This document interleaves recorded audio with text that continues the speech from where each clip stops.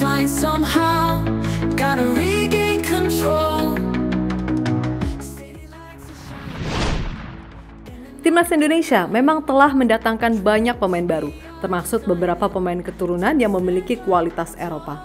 Namun apakah ini sudah cukup untuk membuat skuad Garuda mencapai kesempurnaan? Kami pikir belum, dan masih banyak ruang untuk berkembang. Ada beberapa aspek yang perlu diperhatikan untuk benar-benar bisa menyempurnakan Timnas Indonesia, terutama di sektor lini tengah hingga lini serang. Pertanyaannya sekarang, siapa saja nama-nama pemain yang bisa menjadi penyempurna bagi Timnas Garuda? Ada beberapa pemain potensial yang bisa memberikan dampak signifikan dan menghadirkan dimensi baru bagi permainan Timnas. Kami akan menulisnya pada video ini.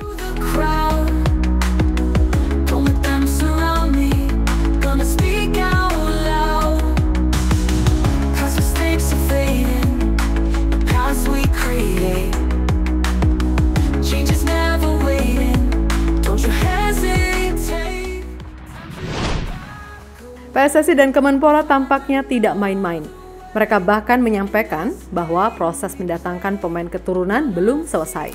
Menurut Sekjen PSSI Yunus Nusi, prioritas utama saat ini adalah memperkuat lini serang dengan mendatangkan striker yang mampu menjadi mesin gol bagi timnas.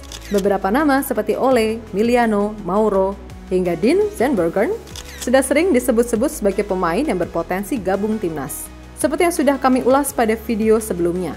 Tapi apakah cukup hanya dengan memperkuat posisi striker saja? Jawabannya, tentu tidak.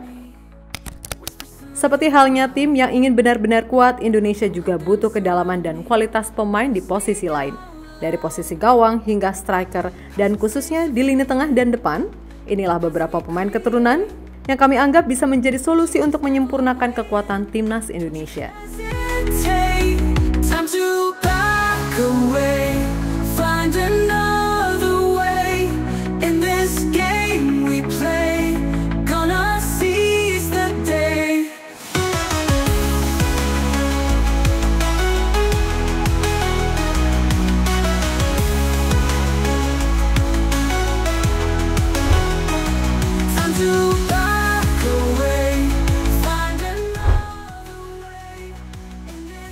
Mari kita mulai dari lini pertahanan, posisi yang sering sekali menjadi kunci dalam menentukan hasil pertandingan.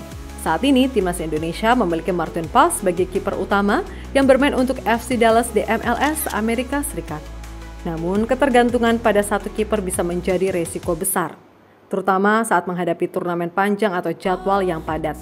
Ada nama Emil Audero yang bisa jadi kandidat kiper Timnas, namun hingga saat ini belum ada kepastian apakah Emil akan bergabung.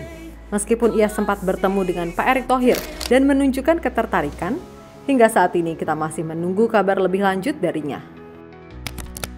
Di sisi lain, Daniel Klein, kiper muda asal Jerman, yang kini bermain untuk FC Augsburg, menjadi nama yang patut dipertimbangkan.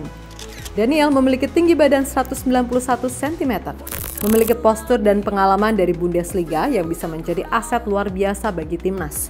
Pada usianya yang baru 23 tahun, Klein sudah menunjukkan kemampuannya sebagai penjaga gawang yang tangguh dengan refleks yang baik serta kemampuan menangkap bola yang akurat. Bahkan Klein sendiri telah menyatakan ketertarikannya untuk bergabung dengan Timnas Indonesia. Dalam wawancara bersama Okezone, Klein menyebutkan bahwa dia siap ikut seleksi jika diperlukan untuk menunjukkan kualitasnya di hadapan Shin Tae-yong, penjaga gawang Timnas.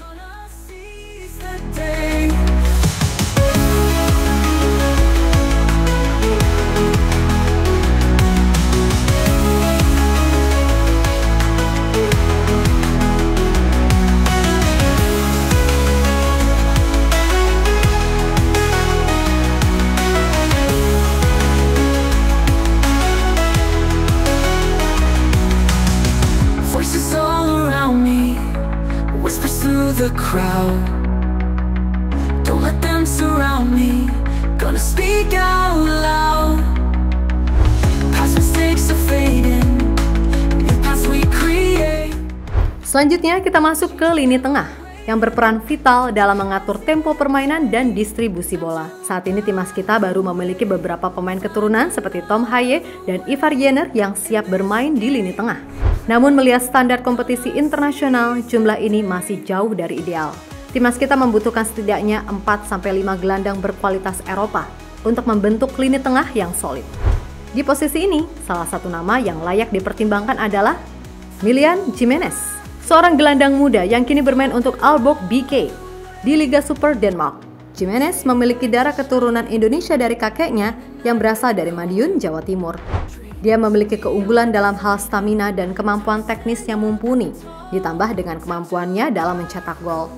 Dengan posisi aslinya sebagai gelandang serang, Jimenez bisa memberikan variasi taktik di lini tengah Indonesia dan bisa diandalkan untuk membangun serangan serta membantu pertahanan. Selain Jimenez, Julian Urip yang saat ini bermain untuk AZ Alkmaar juga menjadi pilihan menarik. Pemain muda yang berusia 17 tahun ini memiliki bakat yang luar biasa di usia belia. Dengan pengalaman di AZ Alkmaar, salah satu akademi sepak bola terbaik di Belanda, Urip telah menunjukkan potensi besar untuk berkembang. Sebagai pemain yang bisa bermain di sektor tengah maupun menyerang, Julian memiliki fleksibilitas yang bisa dimanfaatkan oleh timnas untuk menghadapi lawan-lawan yang kuat di kancah internasional. Selain kedua nama tersebut, Jero Riedewald juga masih bisa menjadi pilihan utama timnas Indonesia. Jero memiliki sementereng pengalaman di Liga Eropa seperti Liga Belanda dan Liga Inggris. Pada musim ini, Jero bergabung dengan Royal Antwerp, namun baru bermain 2 kali. Jero mengalami cedera hamstring.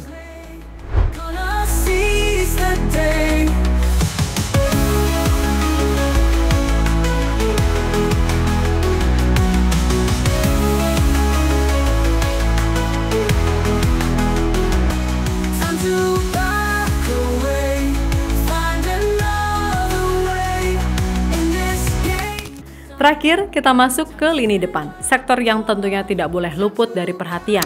Nama-nama seperti Ole Roemeny dan Biliano Jonathan sudah menjadi sorotan utama bagi PSSI akhir-akhir ini.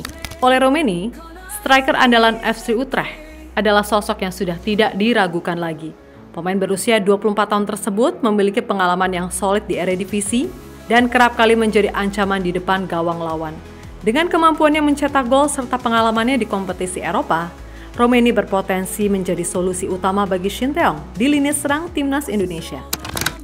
Di sisi lain, Miliano Jonathan juga tampil gemilang di kasta kedua Liga Belanda bersama Vitesse Arnhem. Musim ini dia mencetak 8 gol dalam 13 pertandingan, menunjukkan performa yang agresif dan konsisten. Gaya bermain Jonathan yang eksplosif dengan kemampuan dribbling yang tajam membuatnya ideal sebagai pemain nomor 10 atau winger. Dengan naluri menyerangnya, Jonathan bisa menjadi opsi yang tepat untuk mengisi posisi sayap kanan atau kiri, memberikan variasi serangan yang lebih kaya bagi timnas. Selain kedua nama di atas, Mauro Zijlstra, striker muda yang bermain di FC Volendam U21, juga patut dipertimbangkan sebagai prospek masa depan. Zijlstra dengan tinggi badan 188 cm memiliki kemampuan duel udara yang baik serta postur ideal sebagai target man. Meskipun baru berusia 19 tahun, Zijlstra telah menunjukkan potensi besar dan bahkan telah memulai proses naturalisasi.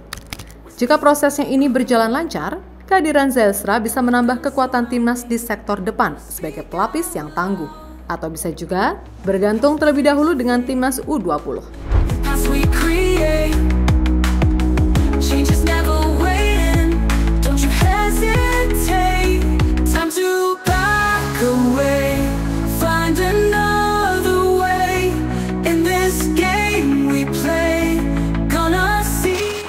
Jadi bisa kita lihat masih ada beberapa elemen yang perlu disempurnakan. Dengan potensi pemain-pemain keturunan berkualitas, kita bisa berharap timnas akan semakin kuat dan siap bersaing di grup C round 3 ini. Mari kita tunggu dan dukung langkah PSSI dalam mewujudkan skuad Garuda yang lebih tangguh.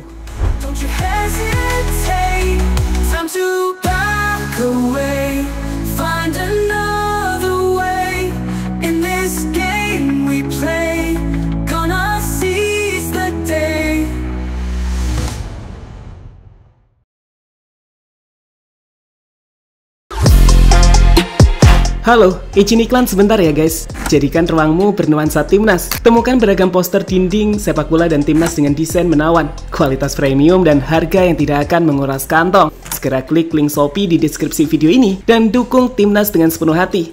Mulai dari dinding rumahmu.